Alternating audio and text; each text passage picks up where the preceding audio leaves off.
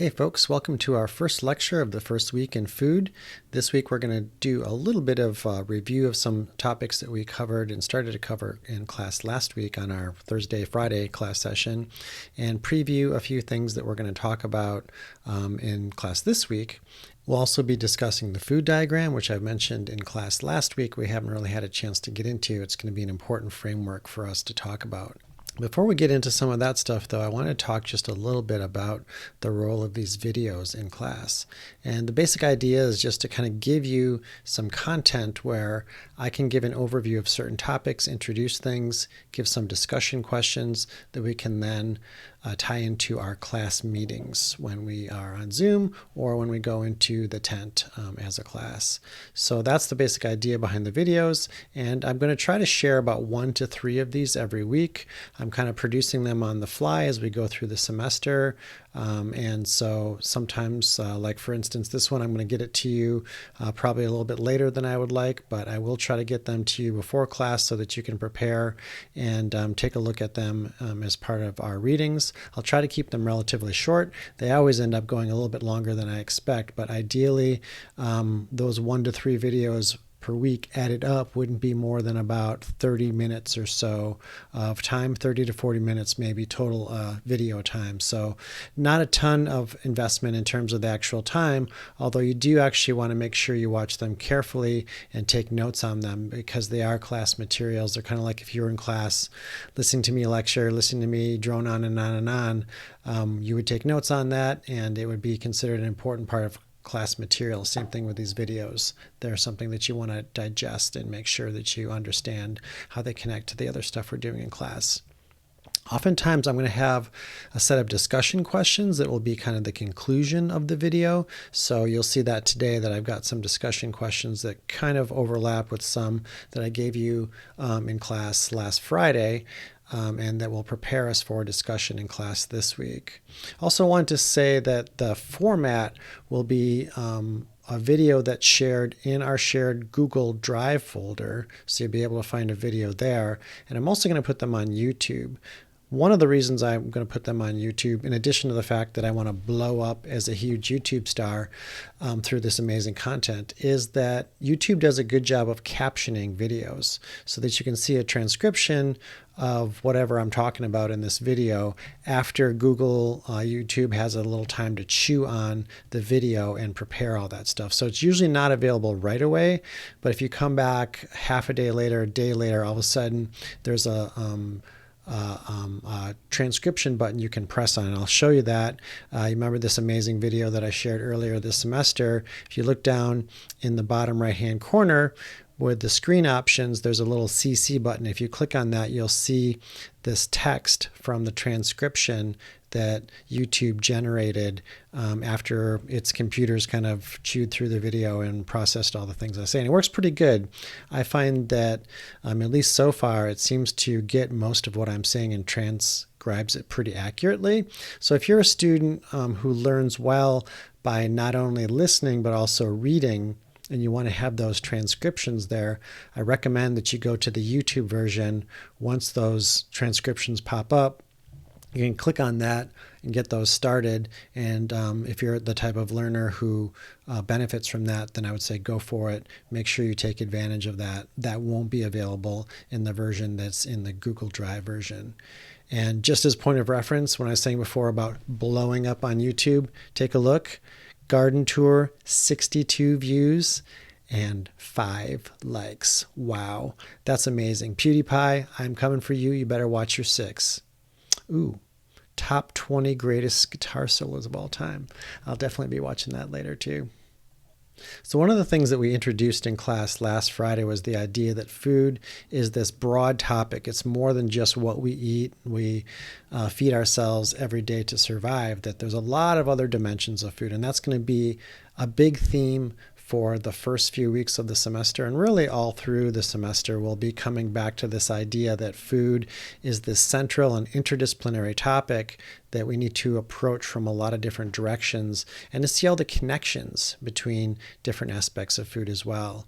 And this first chapter of Mintz's Sweetness and Power that we read and we discussed briefly in class last week, I think helped us to see some of those, especially in terms of cultural dimensions and other kind of social factors along lines of age. We talked about gender, we talked about class and so forth, race and ethnicity. Those were all different categories of identity that we found were important, significant for understanding how food matters in how people identify themselves, but also how do they distinguish themselves or draw boundaries around themselves and others. Food is an important way that happens. And so you can see this quote from Mintz on page 13. He says, "What people eat expresses who and what they are to themselves and to others."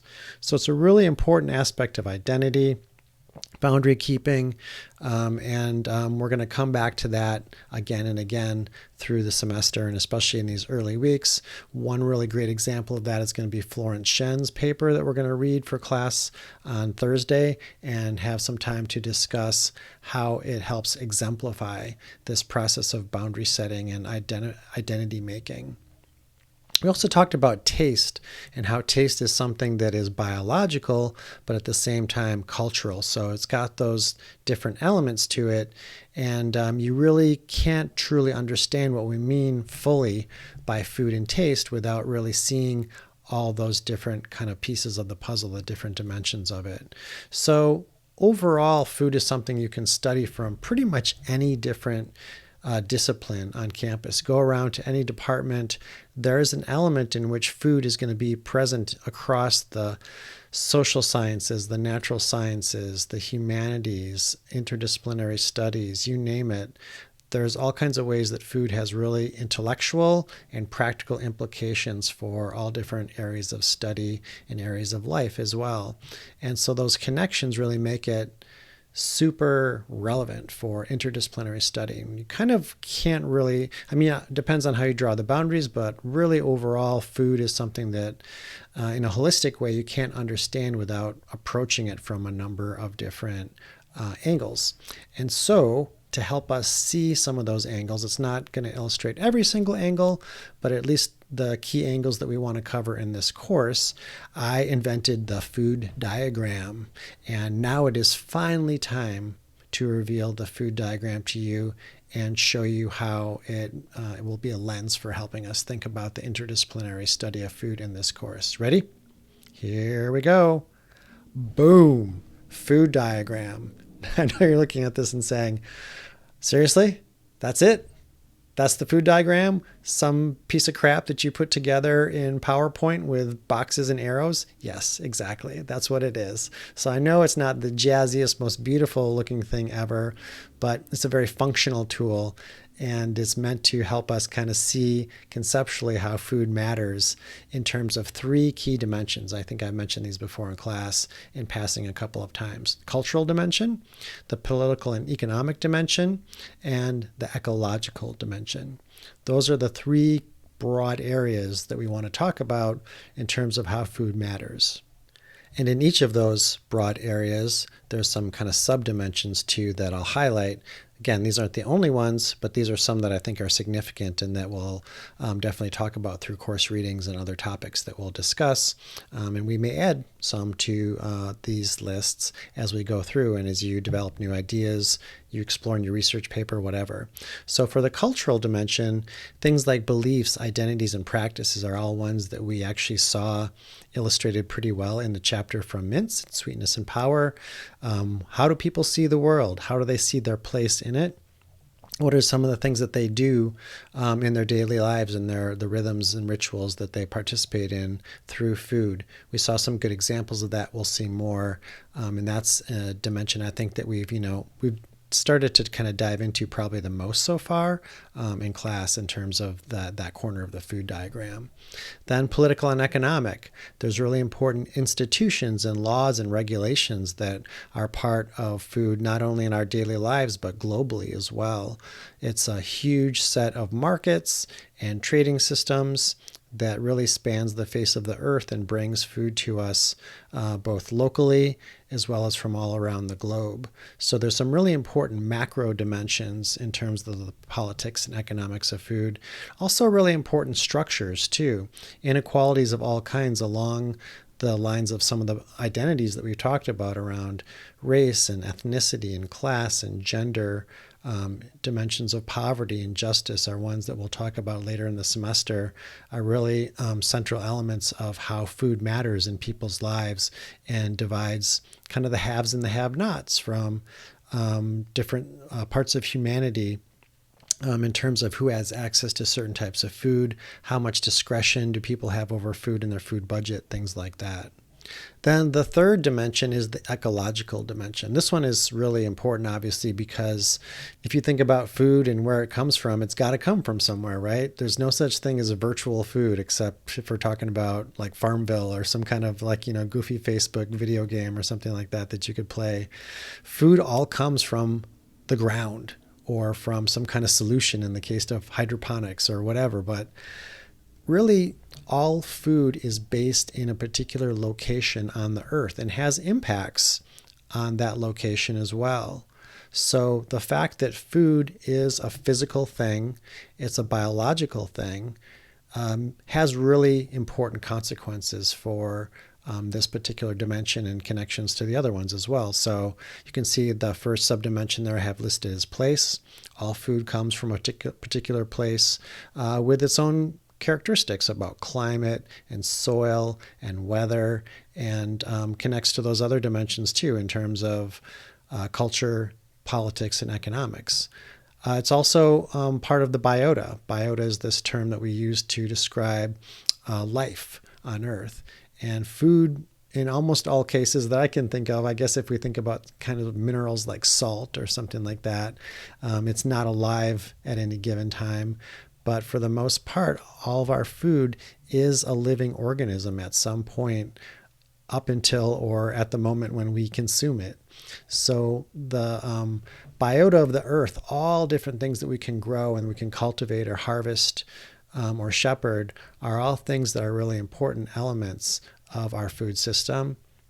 And then also bodies and labor. This one you might say is kind of a little bit of a wild card subdimension because it could fit in some of the other ones as well. And there's a lot of overlap between different elements of this diagram, but what it takes to actually produce, harvest, distribute, prepare food involves a lot of work.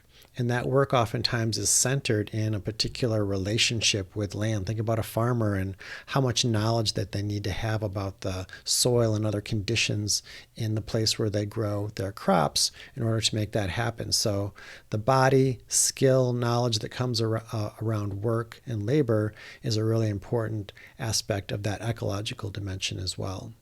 So really, if we could animate this diagram, it would be best. Right now, it's just a static set of boxes with arrows pointing to each other.